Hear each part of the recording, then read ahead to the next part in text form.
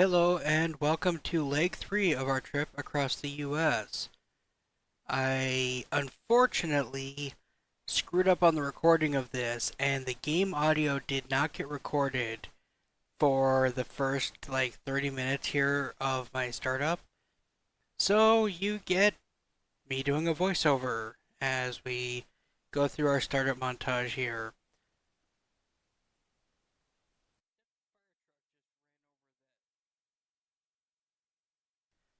And there is a lovely fire truck running over a tug. Gotta love our vehicle issues here in Microsoft Flight Simulator. I've been flying Flight Simulator for a little over 20 years. I got into it back in the 98 to 2000 days. I owned 2000, 2002, 2004, and FSX. Did not own any of the P3D issues. Did not end up owning X-Plane, but I'm back for Flight Sim 2020. When this was released, I celebrated by doing a VFR tour in the Cirrus SR-22 across the US. Now, doing the same tour in the Cirrus Vision Jet with some modifications because of the different aircraft and because IFR versus VFR. One thing I'll note about our departure here today is we are not using ATC because, yeah, check the last two videos for just how bad Microsoft Flight Sim's ATC handles IFR procedures into smaller airports. It's bad. So we're going to just give up. We'll self navigate. As I get through the startup process here, startup is smooth, normal.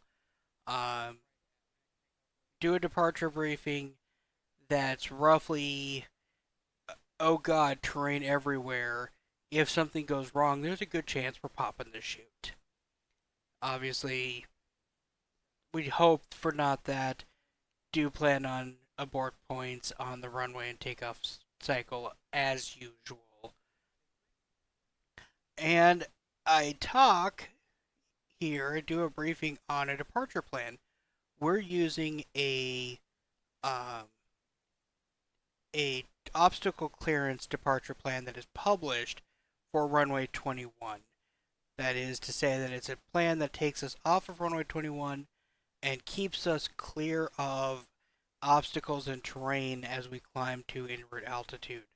And we actually hit flight level 180 at the end of that obstacle clearance departure plan.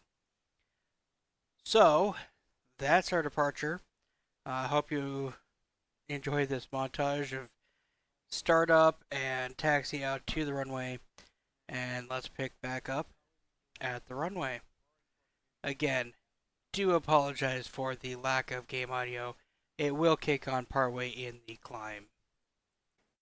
Departure side is clear. Approach is clear. Go ahead and get the propane on. And we'll go ahead and take off.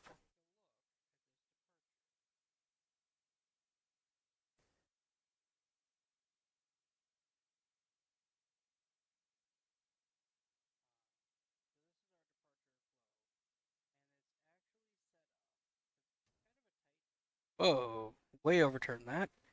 Alright, looking for 21 that we just rolled over. Heading is happy.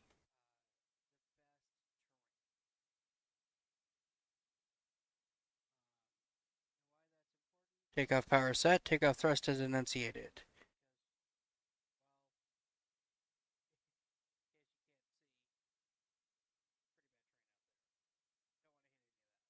Bumpy one today. Alright, we're getting airspeed very nicely. There's rotate. And we are off. Gears coming up. Very happy with that one.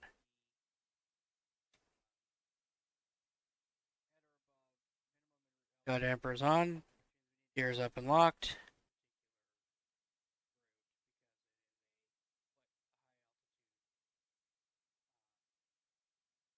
Flight level changes selected.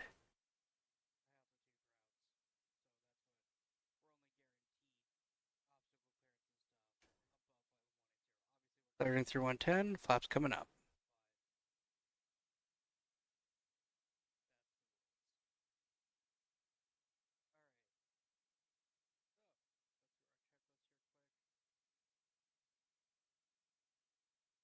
Reduce thrust to max continuous. We continue to accelerate. And climb.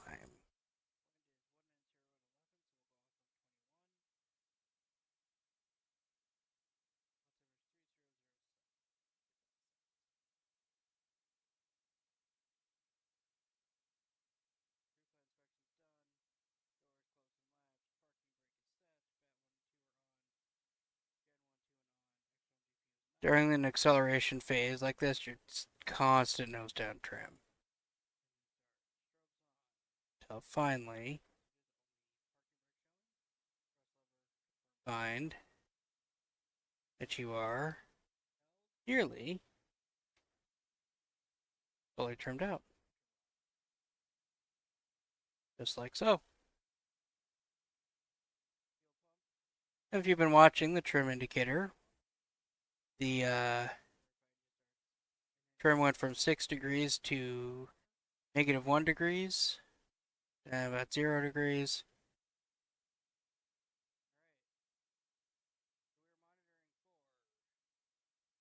Um,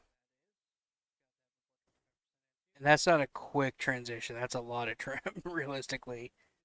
Um, but that's the change in aerodynamics of the aircraft as it accelerates. I'm going to go ahead and get the landing light off.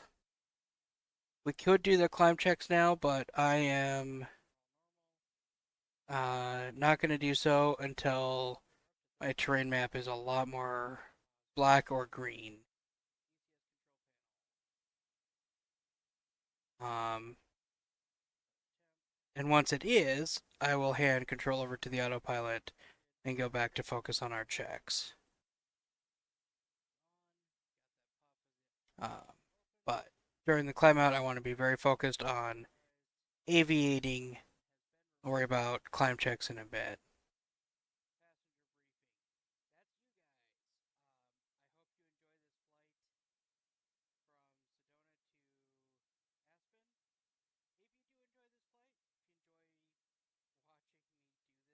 Very pretty terrain out of here. It's one of the reasons I love coming to Sedona, Arizona. Is because just it's such a really cool terrain. It's desert, but it's cool because of the shape of the terrain, right? Um, there's parts of the world like the rainforest and such where you have lush green terrain and forests that you're flying over. Those are also very very very nice to look at.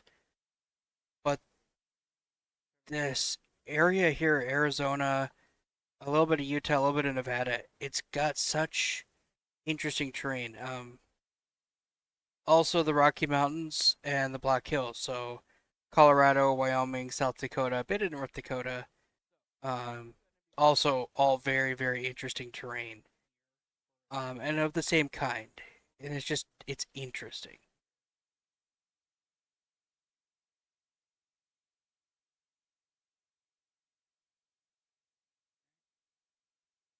All right.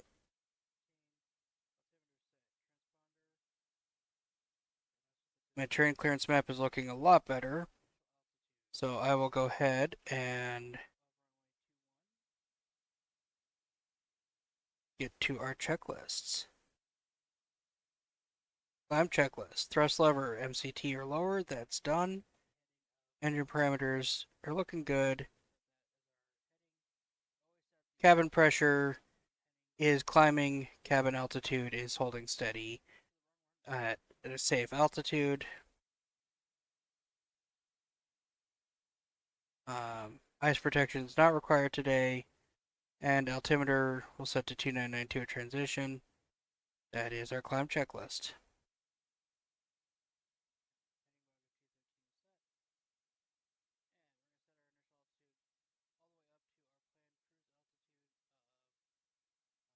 Get a little bit more power here. I'm not quite at climb power. I think I pulled it back a little further than I needed to. As long as I don't get the MCT and enunciation, then I'm good.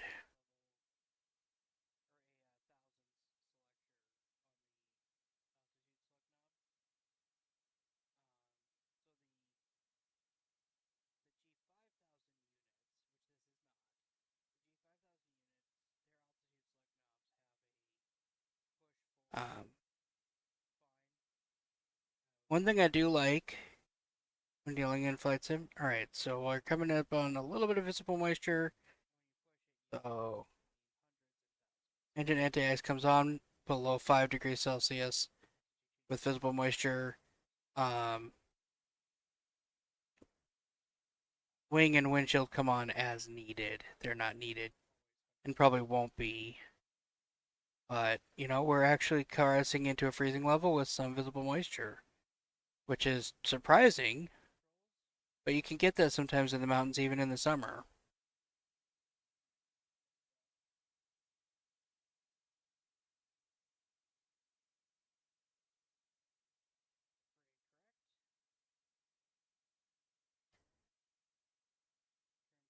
So we're a little above climb thrust right now. I think climb thrust would be technically 65% um, engine power, but the key is we're staying in MCT thrust.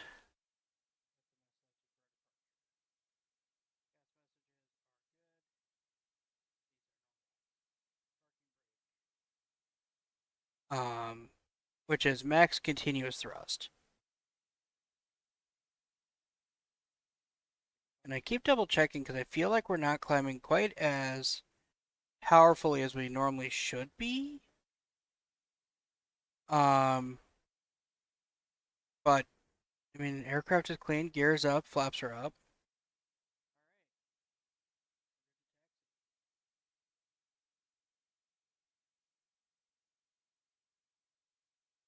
We are climbing pretty decent.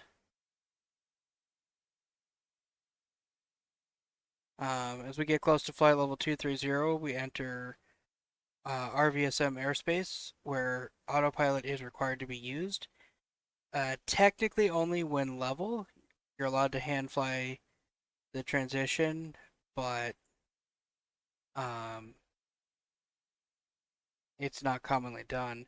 It's actually very rare for pilots nowadays to hand fly even the whole departure because the autopilot is there for a reason, right? It does one thing very well, and that is point the plane where you told it to go.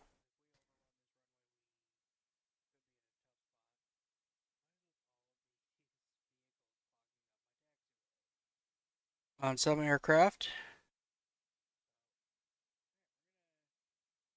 that is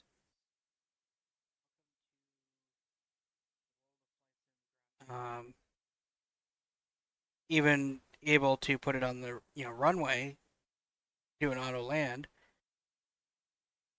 But even on aircraft that aren't equipped for that, the purpose of the autopilot is to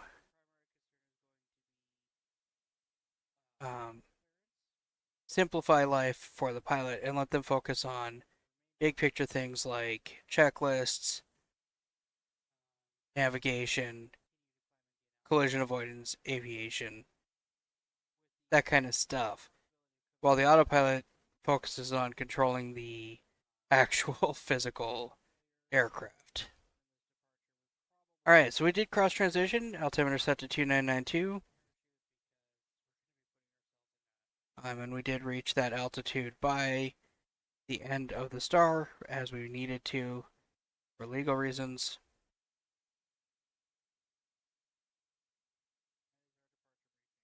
So I think this is a good point to go ahead and put on the autopilot and the auto throttle. The auto throttle is going to back us off a little bit to climb power, and we're on our way.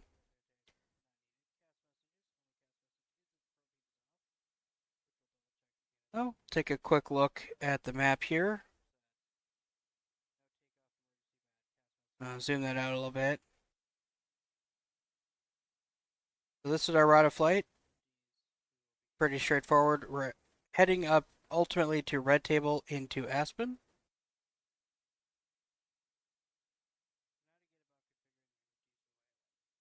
Um, and yeah, should be a pretty straightforward trip.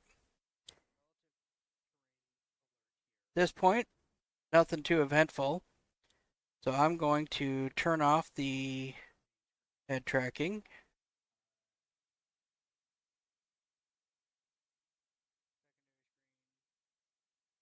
Adjust my view here a little bit to be stable and useful. And let's get some music on.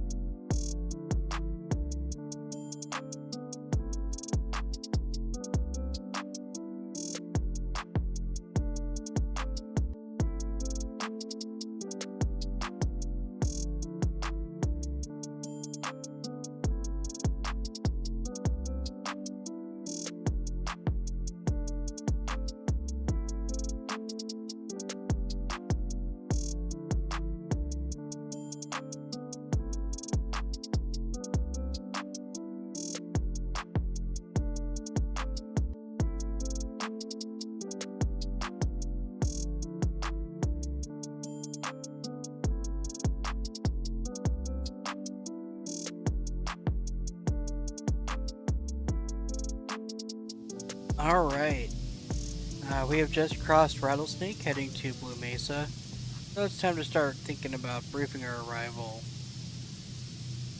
So first things first, reset the view, and get Trek IR re-enabled. And then let's talk about our approach.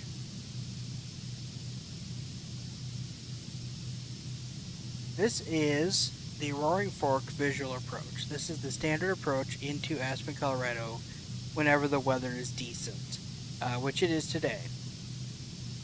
We're coming into Red Table. That's where we're actually going to leave the en route environment, which means our goal here is to cross Red Table at 12,500,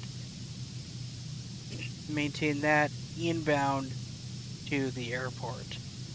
The idea of the Roaring Fork visual is people coming from all sorts of different paths can get into a visual flow which circles around in the valley around Aspen.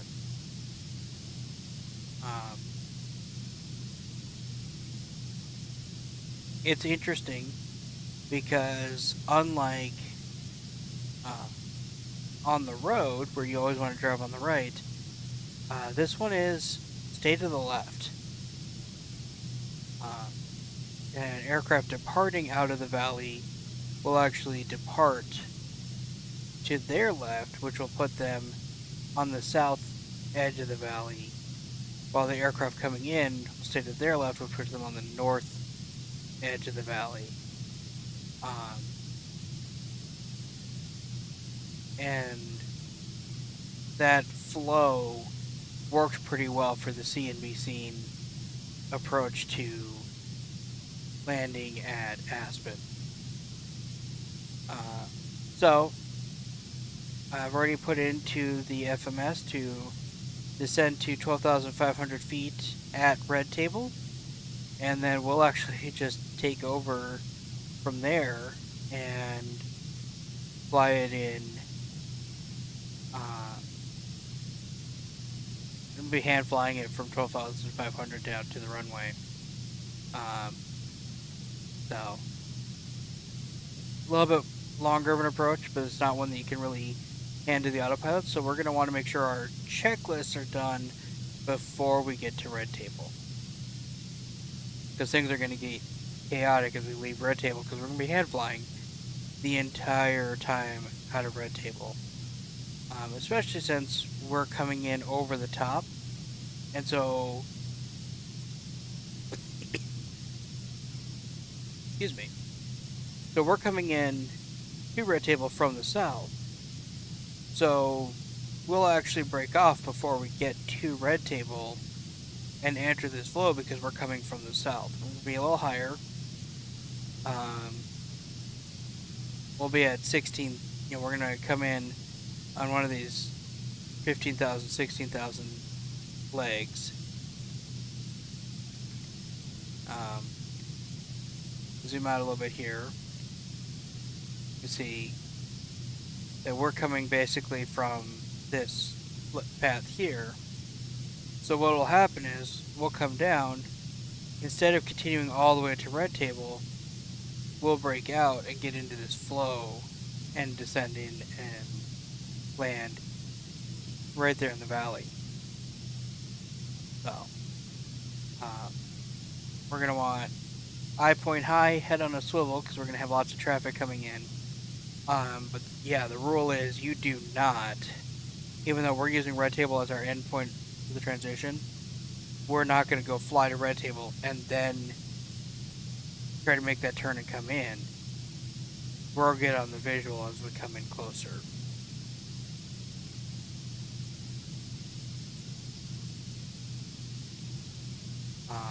So as we cross Blue Mesa, which we're coming up to, we'll start looking at that visual a little bit closer. And we'll definitely keep this up as we get closer. But I am going to put it back to half width and keep our traffic map up here which I'm going to zoom.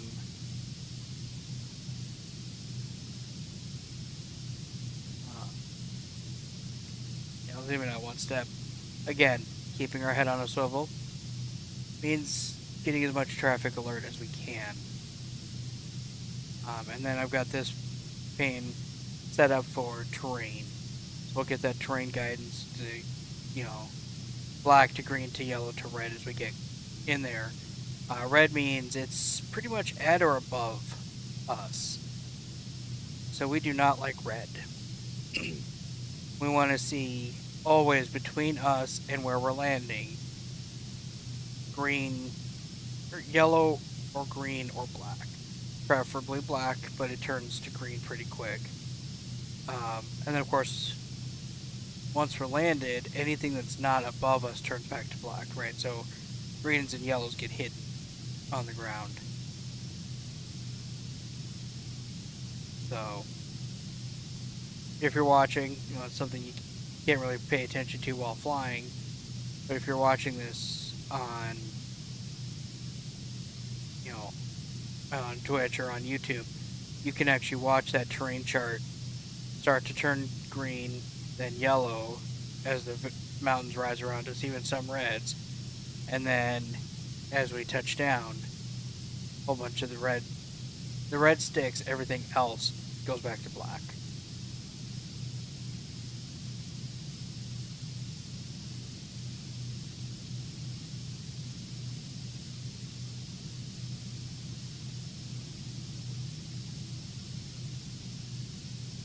Alright.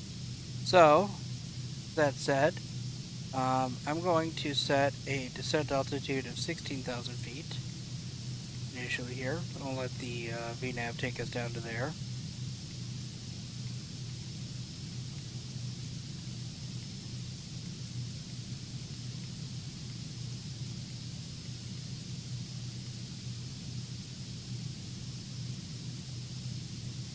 Alright, so 16,000 feet set, VNAV is armed.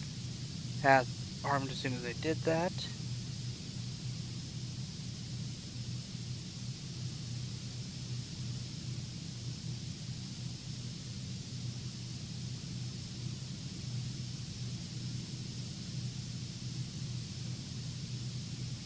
Alright, and we're set up for the approach. I'm going to go ahead and do our descent checklist now, because that is one of those things. Actually, go back in here. Weather, 3018. Our pressure, what's our winds doing? 223 at 3, so, and a little bit of a crosswind, shouldn't be too bad. Visibility 10 miles, clouds are clear. Basically all good things.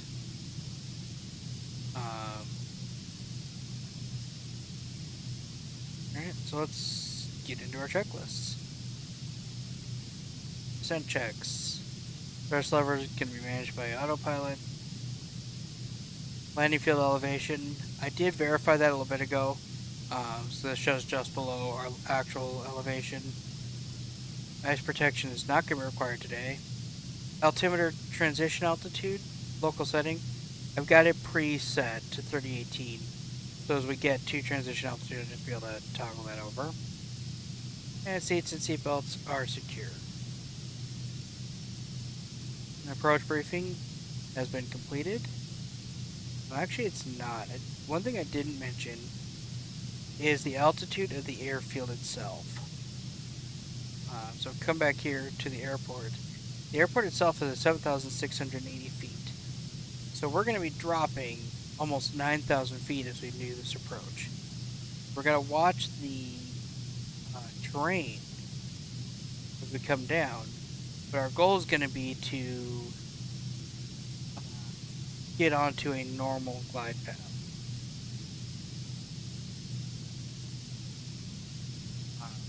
And so part of that is I'm actually going to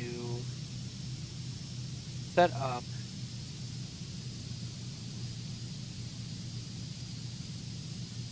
a visual approach logic into Aspen.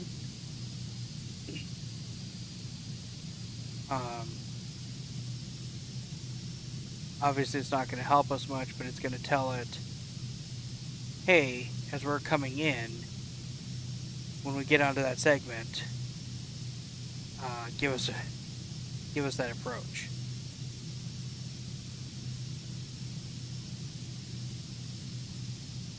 And we'll be able to tell it to give us a glide path indicator um, on the PFD and everything there. All right, seats upright and secure. Ice protection not required today. Lights. We're not descending yet, so I'm going to hold off now. Once we start descending, I'm going to go ahead and click on the landing lights there. It's early, but given the kind of terrain we're going into and all of that, it's just, it's time.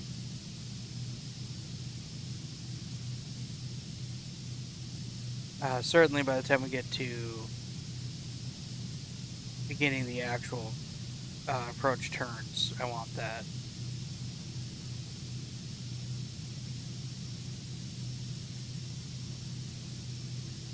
And then approach flaps is 50%, approach target speed is 140 knots. So we call that the approach checklist complete. For landing checklist, you're gonna review it. Obviously, it's gear down and lock. Flaps should be full down. Cabin pressure, we should see the differential pressure is basically at 0. Windshield ice protection should be off. Autopilot should be off before landing, and airspeed should be in VREF to VREF plus 10, which is what we're going to go figure out now. Aircraft systems overview. Looks like our VREF today is 81 knots. Probably be 80 by the time we arrive. So if we go over to PFD, go to our landing speeds, and it's at 81 and 91. And we don't have a gust component, so we're not going to worry about that today. So those are our approach and ref B speeds. And now we can go back to our terrain map.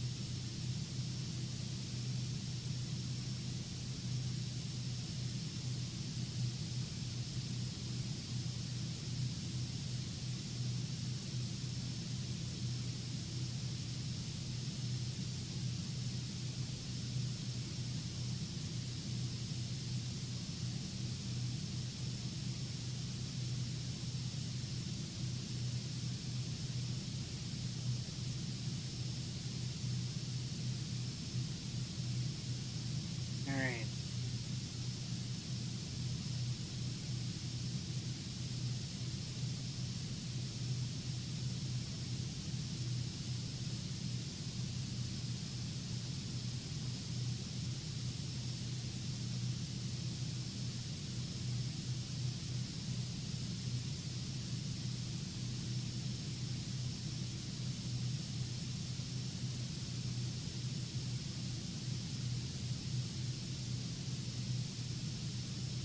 Four minutes till top of descent, and our approach briefing is complete. We're ahead of the aircraft. These are all good things.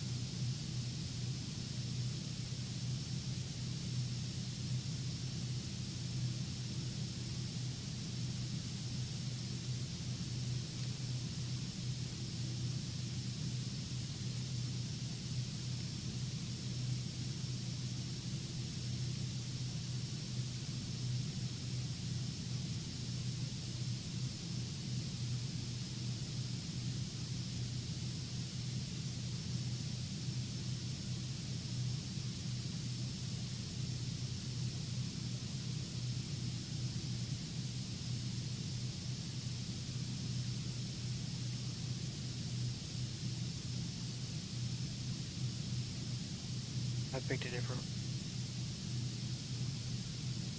Alright, roaring fork visual.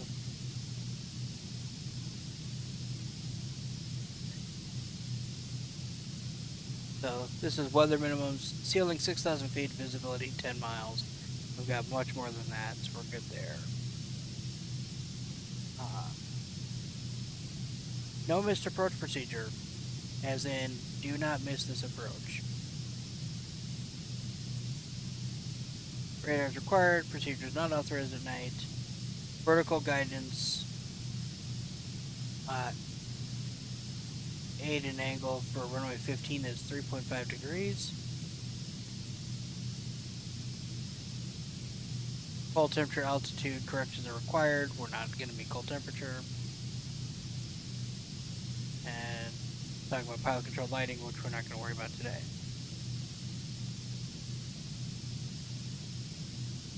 Profile for roaring fork visual runway 15. When visual approaches to runway 15 are in progress, clearance will be given in part with the following phraseology. Cleared for a roaring fork visual approach to runway 15. Roaring Fork, by the way, is the name of the river near Aspen. And ultimately, this is the plan. Your visual, you get into the flow here, you don't hit anybody, you land. And the fact that there's no missed approach procedure is critical, because there's not really going around either at Aspen. You land, or you land. Or you crash. Those are kind of your three options. Land, or crash. It's two options, land or crash. So, there's no go around, there's no missed approach. In the real world, it's highly, highly, highly recommended before you first fly into one of these airports like Aspen Solo that you go in with someone. Most charter operations that go into Aspen call Aspen a captain's only airfield. There's not any actual requirement legally from Aspen, but most charter operations add that requirement because they don't want to deal with what happens.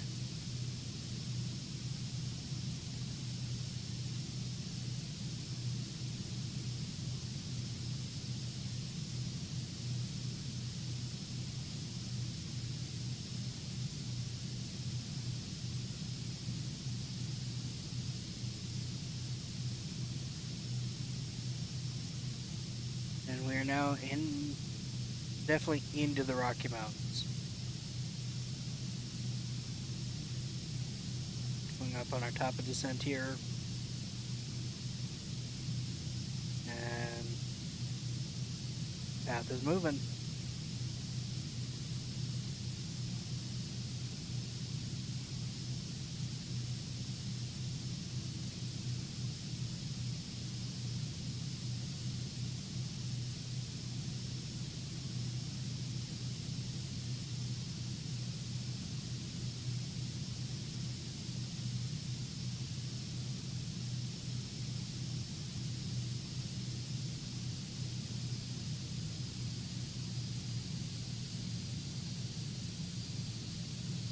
Alright, we're heading in. We're passing through Blue Mesa.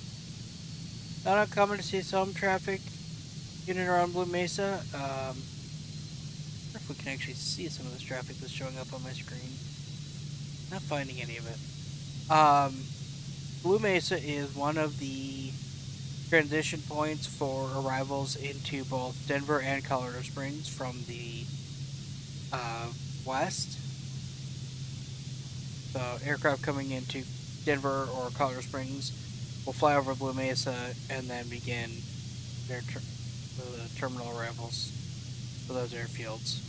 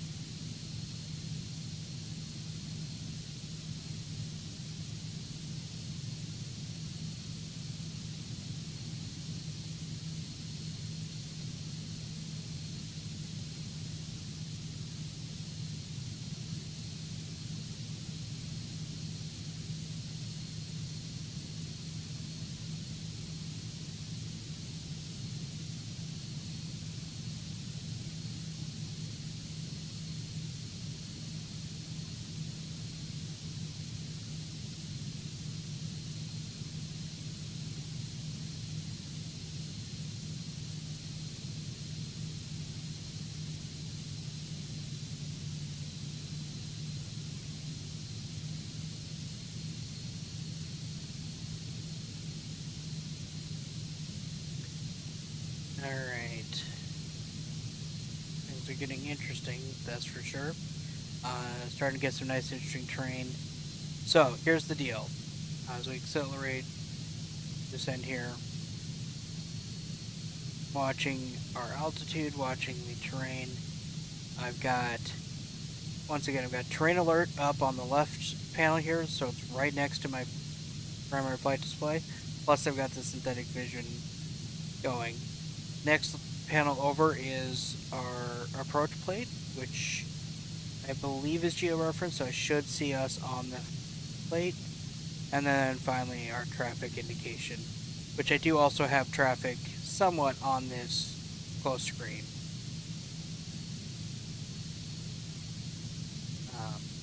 So keeps my scan easy because my main scan here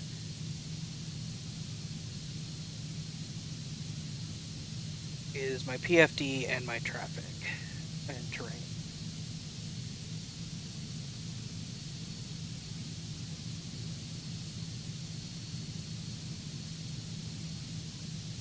So I'm about 30 miles from Aspen now.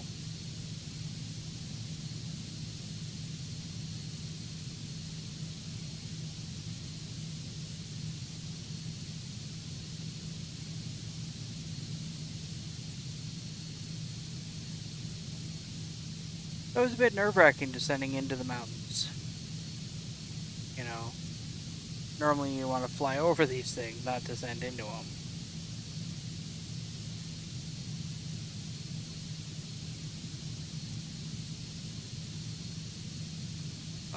But when your destination's in the mountains, which that's what makes this entertaining, then that's what you do. Alright,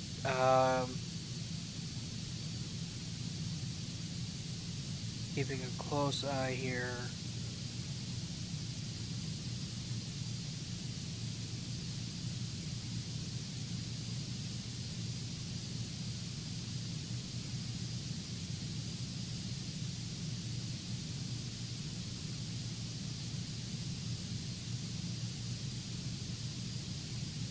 Do one more weather check.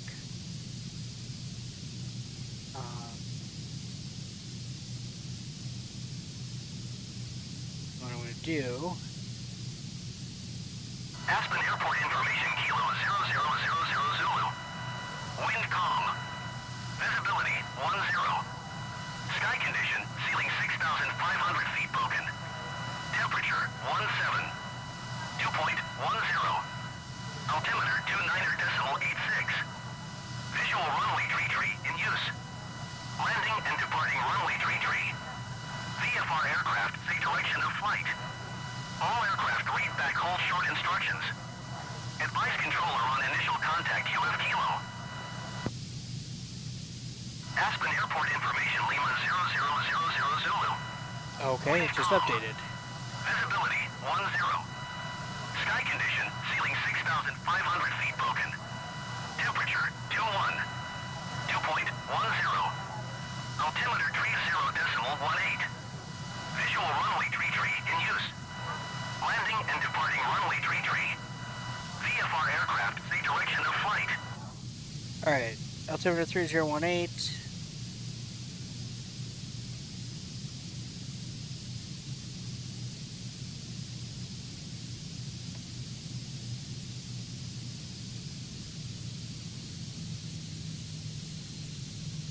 Alright.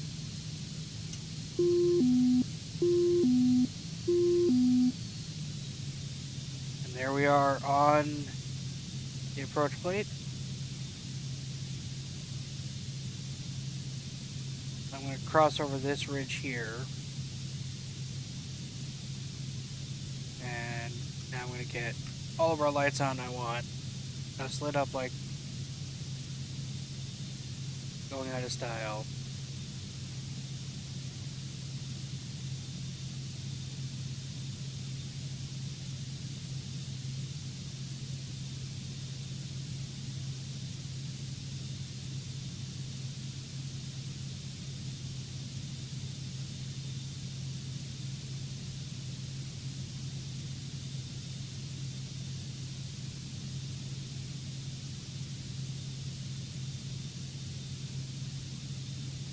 activate the approach, which should give us a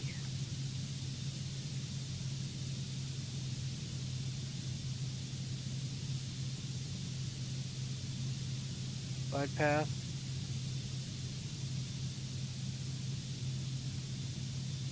So there's the town of Aspen right there, in that little valley there, and you can see the runway.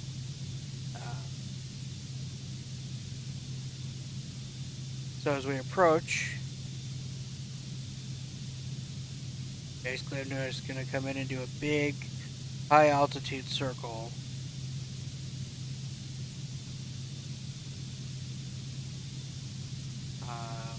Slowing down the whole time.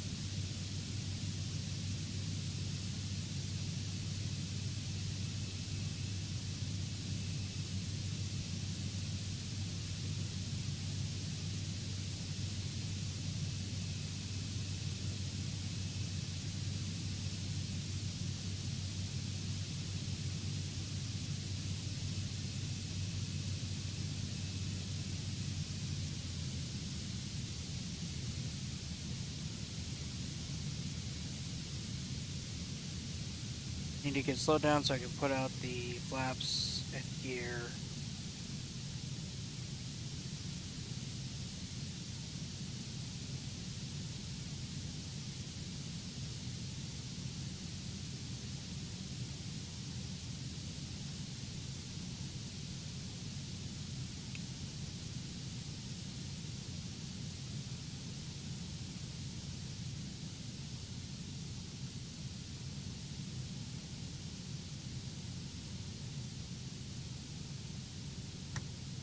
Alright, gear's coming down.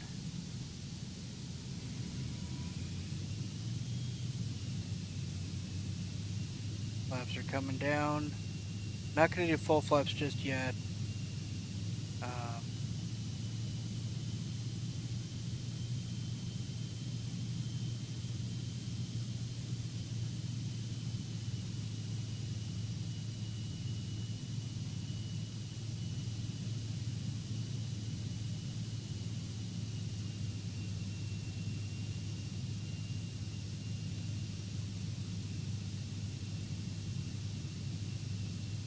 Looking to get slowed down and descending.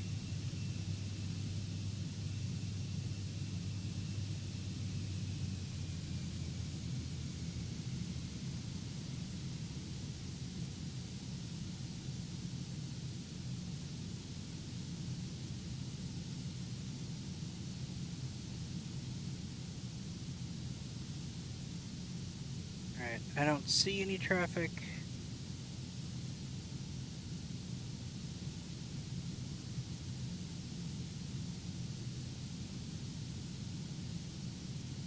Get the last notch of flaps out. Get the barn doors open, as it were.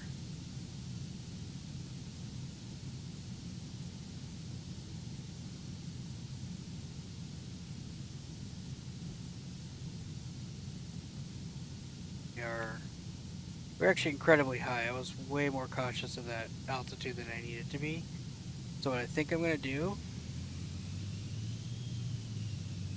I'm going to roll this so I can't do this. I'm going to add some power in. Actually going to bring those flaps back up a bit.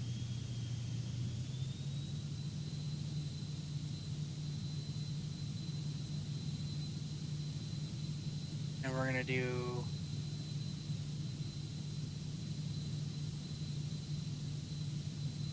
another turn in close here.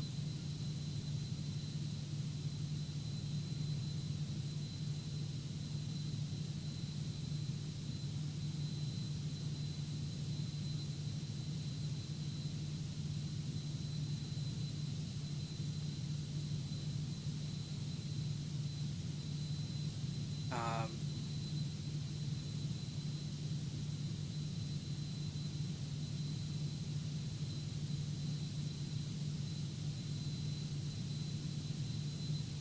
this will let us descend a little bit more, get more comfortably established.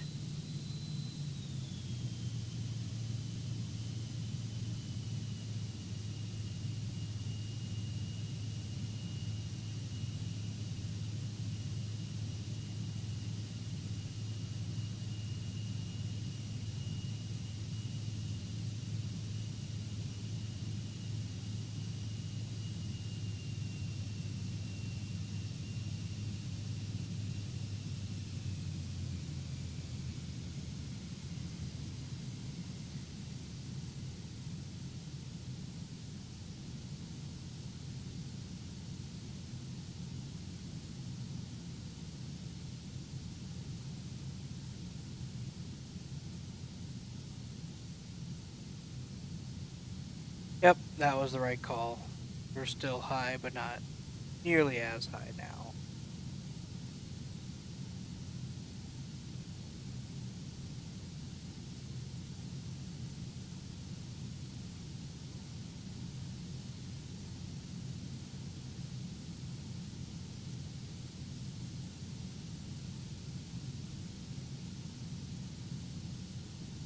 Flaps coming to full.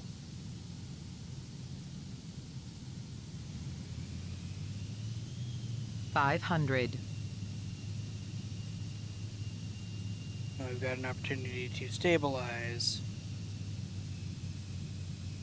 our approach, which is exactly what you want to do.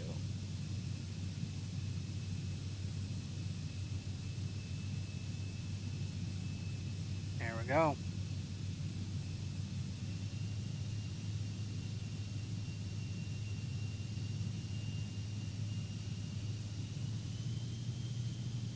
Adding in some power so we stay in our approach path. Gears down, flaps are down.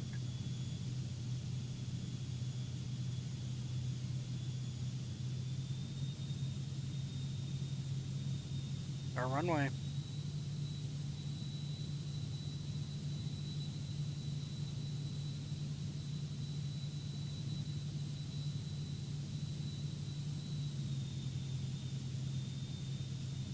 We're a little low, but we're definitely safe. A little off center though, so I'm going to try to line that back up.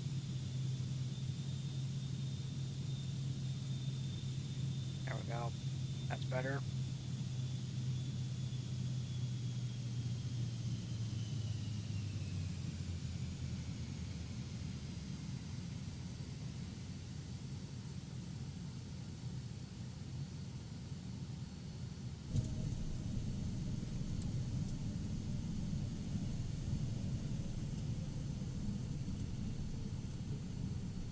Welcome to Aspen, Colorado.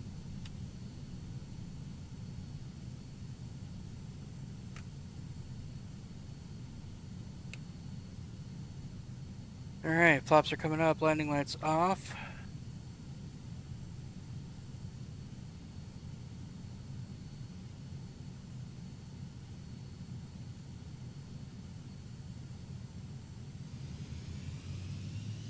Do not want to stop rolling on the runway, always keep rolling. Get clear of the runway.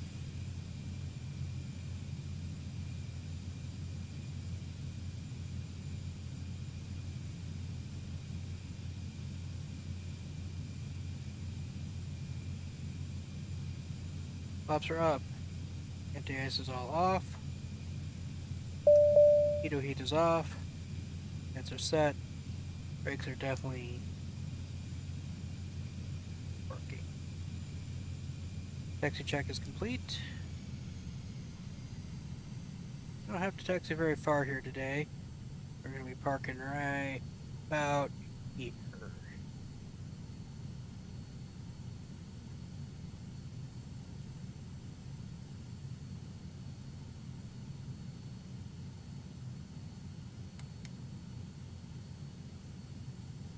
All right.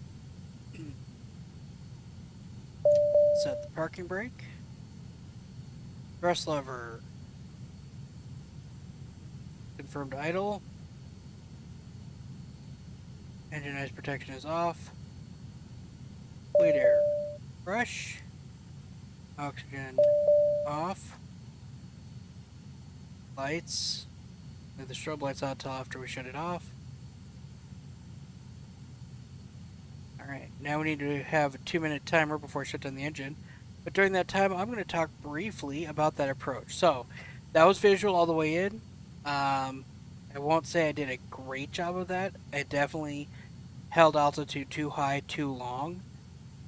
Which is one of the challenges of these kind of mountain approaches, because you're coming in and you're looking and you're going, well, it's mountains. I'm going to hit something. Um, and while yes, you are, if you stick to well-defined approach paths like the one that's defined.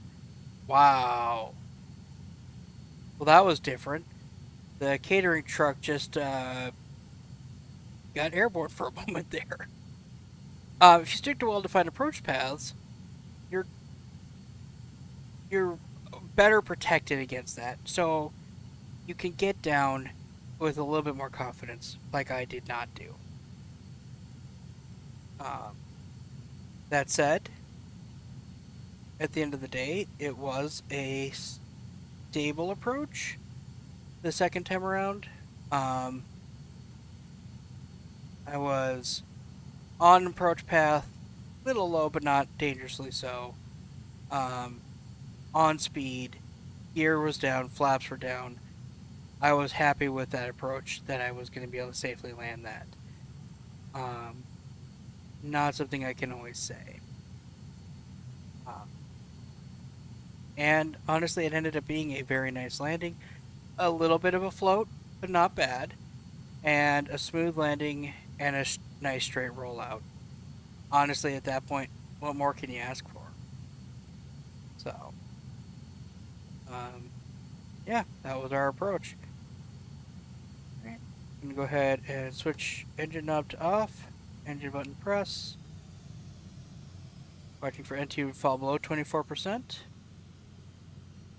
And there it is. Cap spin has been set. Gen 1 and Gen 2 off. Strobe lights can come off now. Bat 1 and Bat 2 will come off in a moment. Parking brake has been set. Egress door pin is placed. And we'll secure the aircraft. And that's our trip from Sedona to Aspen, Colorado. 100, 100. 1 hour and 28 minutes. Interestingly enough, we apparently did not take off or land. We apparently just did this whole flight on the ground. I don't know. Flight sims weird sometimes. Um, but yeah, that's the trip. Thank you for traveling with me. I hope you all enjoyed this trip. And hopefully next time we'll be able to give Flight Sims ATC a try and be actually going into an airport that's not going to glitch out massively. Um, we'll find out. We'll give it a try. If you enjoyed this flight, or if you think Microsoft ATC sucks, feel free to follow if you're on Twitch, like and subscribe on YouTube. I do post these to YouTube usually 24 to 48 hours after I fly them, uh, but I sometimes do fly them live on Twitch, like this one was flown live on Twitch. So, if you want to catch them live, Twitch is the place to be. If you just like seeing the time lapse edited video afterwards, then YouTube is the place to be. Thank you, and fly safe.